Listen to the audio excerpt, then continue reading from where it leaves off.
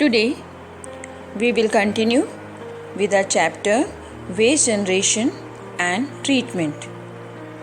In the last class, we have discussed waste, classification of waste, biodegradable and non-biodegradable waste, and different types of waste depending upon the sources of origin.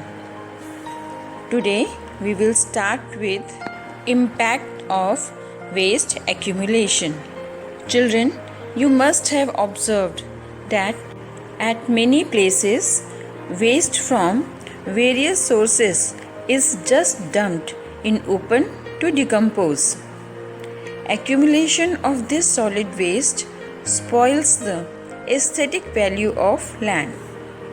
It gives ugly look, foul smell, attracts insects, rats and other animals that spreads diseases. The impact of land pollution on human health is indirect. It harms the living condition of animals and human beings.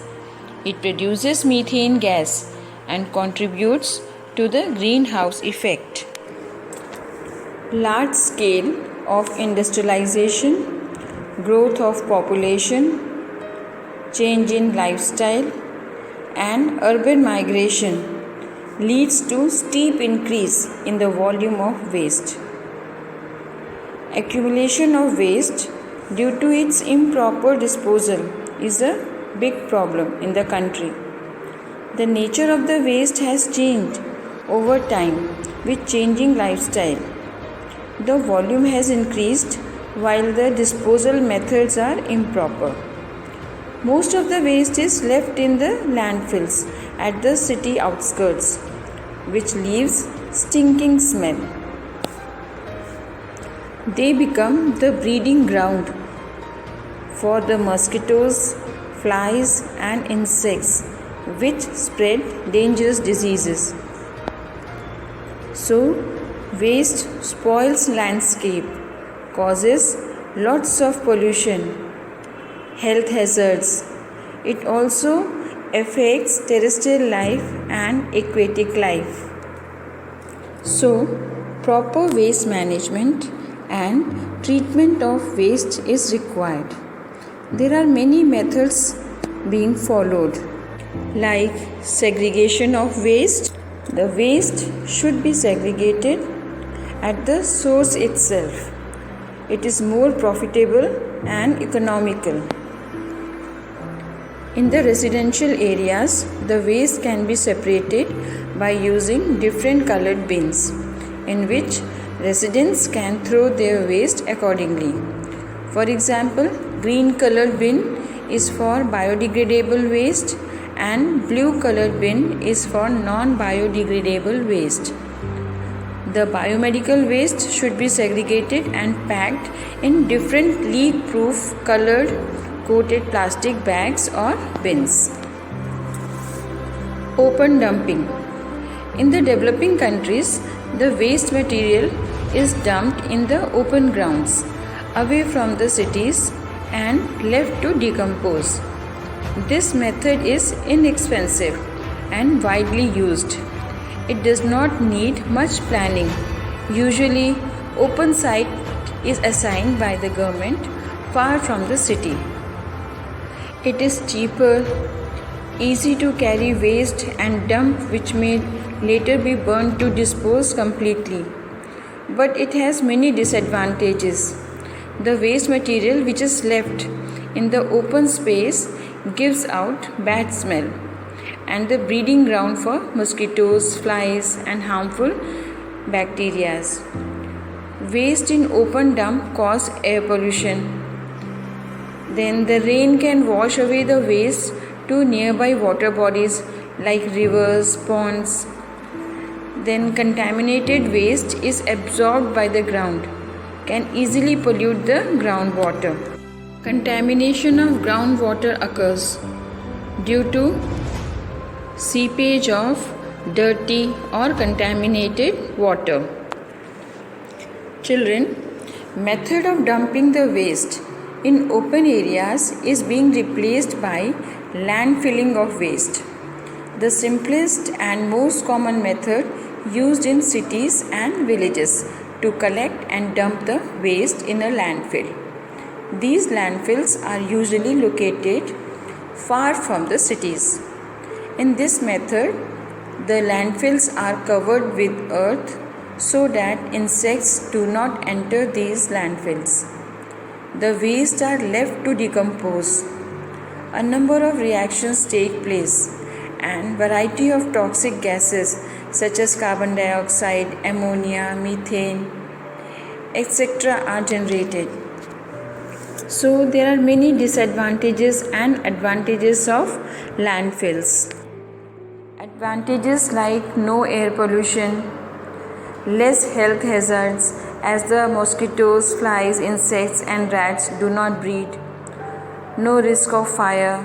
The methane gas produced can be used as a source of energy, etc.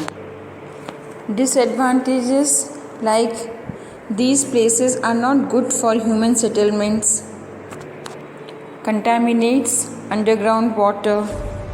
Then methane and carbon dioxide, these two gases produced from the decomposition of the organic matter contributes to global warming. Next method of treatment of waste is composting and vermicomposting. Composting is a natural degradation process in which biodegradable solid waste can be converted into manure in the presence of microorganisms.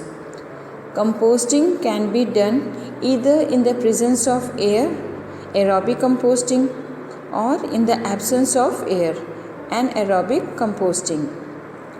Children, in the forest, the process is aerobic, while in swamps, the process is anaerobic. Aerobic composting is more common in our country. There are many advantages of composting. Conversion of organic waste into valuable end product which are used as manure in land farming. It increases the soil nutrients such as nitrogen and phosphorus. It works as natural waste disposal system. Then reduction of the need for landfill system. It increases the fertility of the soil by adding humus. There will be no need to buy expensive fertilizers and polluting weed killers. It increases the water retention capacity of the soil. So, composting is a cheaper technology and is eco-friendly method of disposal of waste. It is non-polluting, renewable, and does not require a large area or external energy for the disposal of waste. Children, to speed up composting, vermicomposting is done. Vermicomposting is the process by which special earthworms are used to convert organic material into a humus-like material known as vermicompost. This is done to speed up composting. The goal is to process the material as quickly and efficiently as possible. Now, next method of waste treatment is incineration. Incineration is a waste treatment process that involves the combustion of organic substances contained in waste materials. Incineration and other high temperature waste treatment systems are described as thermal treatment. Incineration of waste material converts the waste into ash, gas, heat and flue. In incineration, waste is burned at very high temperature using high electric voltage in closed chambers called incinerator. This method is suitable for non-degradable and hazardous waste. from the industries and biomedical waste. But there are many disadvantages also. Like it requires lot of electrical energy to run. The installation, operation and maintenance cost is high.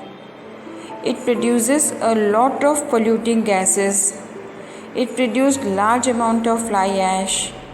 It requires lot of energy to run the incinerator.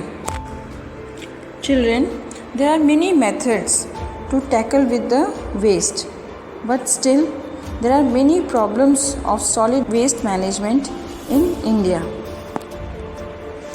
According to Dr. Kumar, the major problems affecting solid waste management are unscientific treatment, improper collection of waste, and ethical problems. This in turn leads to hazards like environmental degradation, water pollution, soil pollution, and air pollution. We also see inadequate service coverage, operational inefficiencies of services, limited utilization of recycling activities, inadequate management of non-industrial hazardous waste, lack of segregation practices, and lack of awareness and training programs among people handling waste. So, we have to take initiative for creating sustainable life. We have to manage waste we create. And the best solution is practice 5 R's to cut down on the amount of waste. Number 1, recycling of waste. Number 2, reusing the resources available more than once. Number 3, reducing our consumption. Number 4, refusing to buy items that we don't need. And number 5, saving rupee. So today we have discussed impact of waste accumulation and different methods to treat waste. Thank you, children. Stay home, stay safe. God bless you all.